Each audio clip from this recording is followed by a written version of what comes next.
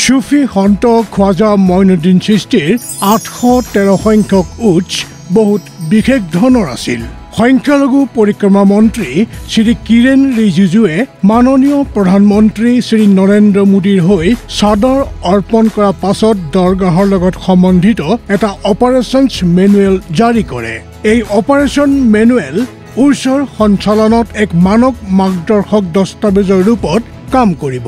চাদৰ অৰ্পণ কৰাৰ সুযোগত শ্ৰী কিৰেণ ৰিজিজুৱে দৰগাহ খ্বাজা চাহাব DKS সুবিধা মোবাইল এপ আৰু ৱেব পৰ্টেলো আৰম্ভ কৰে। দৰগাহ শৰীফৰ ৱেব পৰ্টেল www.garibnawaz.minorityAffairs.gov.in আৰু মোবাইল এপত শ্ৰদ্ধালুসকলে খ্বাজা চাহাবৰ জীৱন পৰিচয়ৰ লগতে তেওঁৰ শিক্ষাৰ বিষয়ে বিস্তৃতভাৱে জানিব পাৰিব। এই এপে দৰগাহ চৌহদৰ কাৰণে ইণ্টাৰেক্টিভ মেপৰ সেৱাও দিব। তীৰ্থযাত্ৰীসকলৰ কাৰণে দৰগাহৰ ভাৰ্চুৱেল টুৰৰ সুবিধাও এপত পোৱা যাব।